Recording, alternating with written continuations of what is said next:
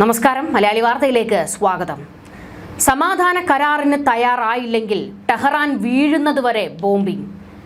ഒരു കടുത്ത പ്രഖ്യാപനമാണ് ഡൊണാൾഡ് ട്രംപ് നടത്തിയിരിക്കുന്നത്.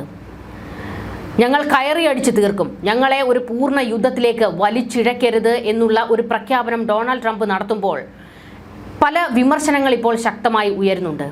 അതായത് അമേരിക്കയെ ഒരു യുദ്ധത്തിന്റെ വക്കിലേക്ക് കൊണ്ടെത്തിച്ചത് ഡൊണാൾഡ് ട്രംപ് ആണ് എന്നുള്ള വിമർശനം, സൈന്യത്തെ കൊലയ്ക്ക് കൊടുക്കുന്നു എന്നുള്ള വിമർശനം, ആയുധങ്ങൾ തീർന്നുകൊണ്ടിരിക്കുന്നു എന്നുള്ള വിമർശനങ്ങൾ. ഇത്തരത്തിൽ പല വിമർശനങ്ങൾ സ്വന്തം രാജ്യത്ത് ഡൊണാൾഡ് ട്രംപ് നേരിടേണ്ടി വരുന്നുണ്ട്.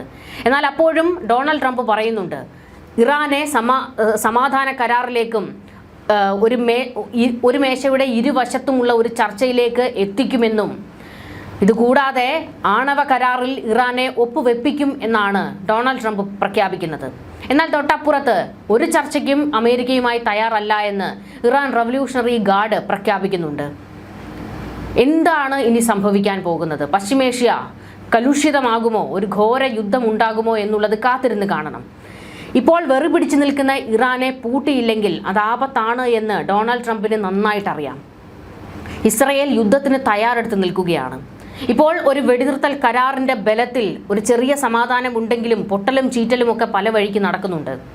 ഹോർമുസിൽ ഇപ്പോൾ നടന്നുകൊണ്ടിരിക്കുന്ന അസ്വാരസ്യങ്ങൾ ഒരു യുദ്ധത്തിലേക്ക് കലാശിക്കുമോ എന്നുള്ള ആശങ്ക ലോകരാജ്യങ്ങൾക്കുണ്ട്. അങ്ങനെ വന്നു കഴിഞ്ഞാൽ IRGC ഒരു ഭീകര രൂപമായി ഇപ്പോൾ നിൽക്കുകയാണ്. അവർ എന്ത് നെറികേടും ഹോർമുസിൽ കാണിക്കാം. എന്നാൽ തൊട്ടപ്പുറത്ത് കയ്യും കെട്ടി നോക്കി നിൽക്കാൻ ഇസ്രയേൽ തയ്യാറാകില്ല. ഇറാനിൽ കയറിയടിക്കും. അമേരിക്ക ഒട്ടും നോക്കി നിൽക്കില്ല. ഇസ്രയേലിനൊപ്പം തന്നെ ചേർന്ന് ഇറാനെ കയറി അടിച്ച് തരിപ്പണമാക്കാനുള്ള നീക്കത്തിലേക്ക് അമേരിക്ക പോകും. ഇപ്പോൾ പാശ്ചാത്യ മാധ്യമങ്ങളിലൊക്കെ പുറത്തു വന്നിരിക്കുന്ന ഒരു റിപ്പോർട്ടുണ്ട്. അതായത് അമേരിക്കയുടെ ആയുധങ്ങൾ തീർന്നുകൊണ്ടിരിക്കുന്നു, അതുകൊണ്ടാണ് തിടുക്കപ്പെട്ടുള്ള ഒരു വെടിനിർത്തലിന് ഡൊണാൾഡ് ട്രംപ് തയ്യാറായതെന്നും ആ വെടിനിർത്തൽ വീണ്ടും നീട്ടിയതിന്റെ കാരണവും ഇതാണെന്ന് ചില റിപ്പോർട്ടുകൾ പുറത്തു വരുന്നുണ്ട്. എന്നാൽ തൊട്ടപ്പുറത്ത് ഇറാന്റെ ആവനാഴിയിൽ ഇപ്പോഴും ആയുധങ്ങൾ ഉണ്ട് എന്നുള്ള റിപ്പോർട്ട് മറ്റൊരു വഴിക്ക് വരുന്നുണ്ട്. അങ്ങനെ നോക്കുമ്പോൾ അത്ര പെട്ടെന്ന് അമേരിക്കയുടെ കയ്യിലുള്ള ആയുധങ്ങൾ തീർന്നു പോകുമോ? അത്രയ്ക്കുള്ള ആയുധശേഷിയെ അമേരിക്കയ്ക്കുള്ളോ എന്നുള്ളൊരു ചോദ്യം ഉയരുന്നുണ്ട്. ഇവിടെ ചില വാസ്തവമുണ്ട്, അതുകൂടി നമ്മൾ ഒന്ന് മനസ്സിലാക്കണം. അതായത് ടോമഹോക്ക് മിസൈൽ പോലെയുള്ളവ, അതിൻ്റെ ഒരു വലിയ കുറവ് അമേരിക്കയ്ക്ക് വന്നിട്ടുണ്ട്. അവരുടെ വജ്രായുധമാണ് ടോമഹോക്കുകൾ. ഇതിൽ ഒക്കെ ഒരു കുറവ് വന്നത് സൈന്യത്തെ വല്ലാതെ ഒരു ആശങ്കയിൽ കൊണ്ടെത്തിക്കുന്നുണ്ട്. അതായത് ലക്ഷം കോടികളാണ് ഇറാന്റെ നേരെയുള്ള ആക്രമണത്തിന് വേണ്ടി ഡൊണാൾഡ് ട്രംപ് പൊടിച്ചത്. 1200 പാട്രിയറ്റുകൾ, 1000 ടോമഹോക്കുകൾ. ഇറാൻ യുദ്ധത്തിൽ അമേരിക്ക എരിച്ചു തീർത്തത് കോടികളുടെ ആയുധ ശേഖരമെന്നാണ് പാശ്ചാത്യ മാധ്യമങ്ങളിൽ നിറയുന്ന വാർത്തകൾ. ഇറാനിൽ ഡൊണാൾഡ് ട്രംപ് നടത്തിയ സൈനിക നീക്കം അമേരിക്കയുടെ ആയുധപ്പുരകളെ വൻതോതിൽ ശൂന്യമാക്കിയതായിട്ടാണ് റിപ്പോർട്ട്. യുദ്ധത്തിൽ ആയിരക്കണക്കിന് അത്യാധുനിക മിസൈലുകളും ബോംബുകളും അമേരിക്ക എരിച്ചു തീർത്തതായി പെന്റഗണിലെ ആഭ്യന്തര കണക്കുകളെ ഉദ്ധരിച്ച് ന്യൂയോർക്ക് ടൈംസും റിപ്പോർട്ട് ചെയ്തു. ചൈന, റഷ്യ തുടങ്ങിയ വൻ ശക്തികൾക്കെതിരെയുള്ള ഭാവി യുദ്ധങ്ങൾക്കായി കരുതി വച്ചിരുന്ന ശേഖരമാണ് ഈ ട്രംപിന്റെ യുദ്ധത്തിൽ വിനിയോഗിക്കപ്പെട്ടത്. ഫെബ്രുവരി 28 US ഇസ്രയേൽ ആക്രമണത്തിന് പിന്നാലെ ഇറാൻ നൽകിയ ശക്തമായ തിരിച്ചടിയാണ് അമേരിക്കയെ വൻതോതിൽ മിസൈലുകൾ പ്രയോഗിക്കാൻ പ്രേരിപ്പിച്ചത്. യുദ്ധത്തിന്റെ ആകെ ചെലവ് വൈറ്റ് ഹൗസ് പുറത്തു വിടുന്നില്ലെങ്കിലും സ്വതന്ത്ര ഏജൻസികളുടെ കണക്ക് പ്രകാരം ഇത് 28 ബില്യൺ മുതൽ $35 ബില്യൺ വരെ വരും എന്നാണ് കണക്കുകൾ. അതായത് ഒരു ദിവസം ശരാശരി $1 ബില്യൺ അഥവാ ഏകദേശം 8300 കോടി രൂപ അമേരിക്ക യുദ്ധത്തിനായി ചെലവാക്കിയെന്നാണ് പ്രാഥമിക വിവരങ്ങൾ. യുദ്ധത്തിന്റെ ആദ്യ 2 ദിവസങ്ങളിൽ മാത്രം $5.6 ബില്യൺ വെടിക്കോപ്പുകളാണ് US സൈന്യം ഉപയോഗിച്ചത്. ഇതിലേറ്റവും പ്രധാനപ്പെട്ടത് JASS MVR എന്നറിയപ്പെടുന്ന ദീർഘദൂര മിസൈലുകളാണ്.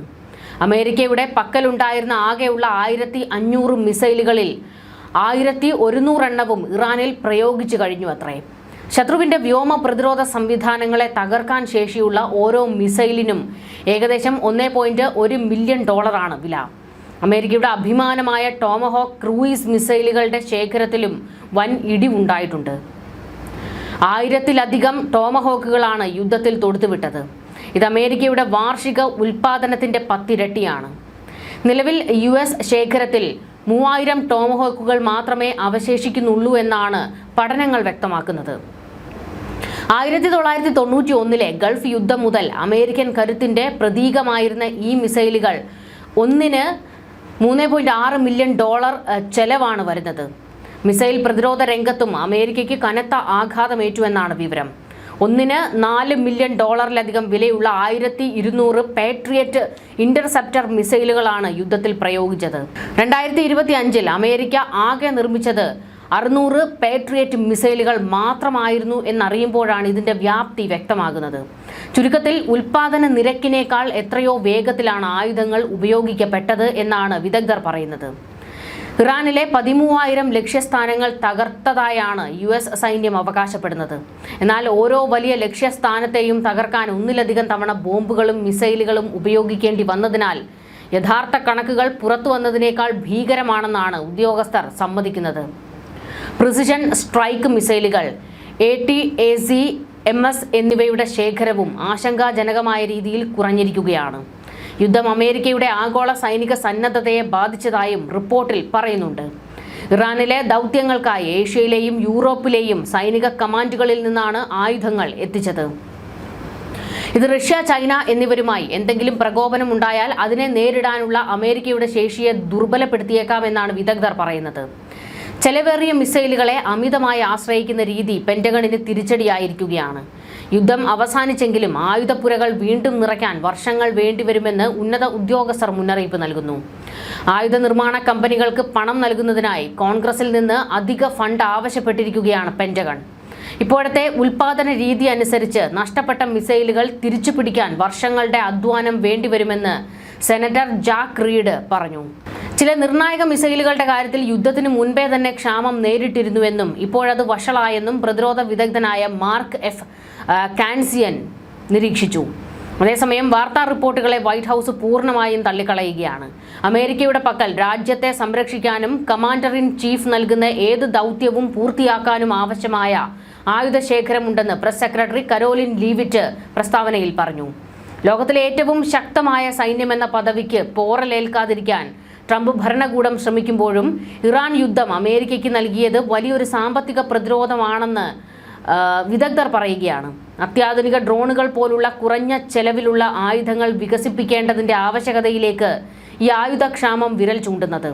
വരും മാസങ്ങളിൽ ആഗോള സൈനിക രാഷ്ട്രീയത്തിൽ ഈ ആയുധ കമ്മി വലിയ ചർച്ചകൾക്ക് വഴിവെക്കുമെന്നും വിദഗ്ധർ പറയുന്നു.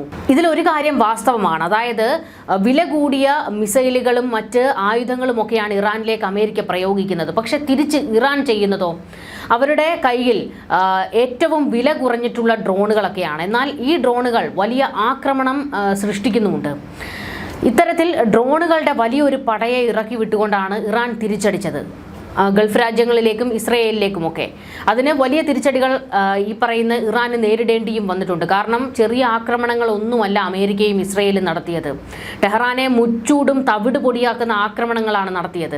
ടെഹ്റാൻ ഇനി ഒന്ന് തല പൊക്കണമെങ്കിൽ ഒരു 10-30 വർഷം വേണ്ടിവരും. അവരുടെ ആയുധശേഷി വലിയ രീതിയിൽ കുറഞ്ഞിട്ടുണ്ട്. ഇരു രാജ്യങ്ങൾക്കും നാശനഷ്ടങ്ങൾ ഉണ്ടായിട്ടുണ്ട്. പ്രതിസന്ധി രൂക്ഷവുമാണ്. അതുകൊണ്ട് തന്നെ ഇപ്പോൾ ഒരു സമാധാനം ആവശ്യമാണ് എന്ന് വ്യക്തമായതോടുകൂടിയായിരുന്നു ഡൊണാൾഡ് ട്രംപ് കരാറിന് തയ്യാറായത്. എന്നാൽ അതിനെ എതിർത്തുകൊണ്ട് നിൽക്കുകയാണ് ഇസ്രയേൽ. ഇനിയും വെടിനിർത്തൽ കരാർ നീട്ടരുതെന്നാണ് ഇസ്രയേൽ പറയുന്നത്. ഇറാനെ കയറി അടിച്ച് ഞങ്ങൾ തീർക്കും എന്ന് അവർ പ്രഖ്യാപിക്കുകയും ചെയ്യുന്നു. ന്യൂസ് ഡെസ്ക് മലയാളി വാർത്ത.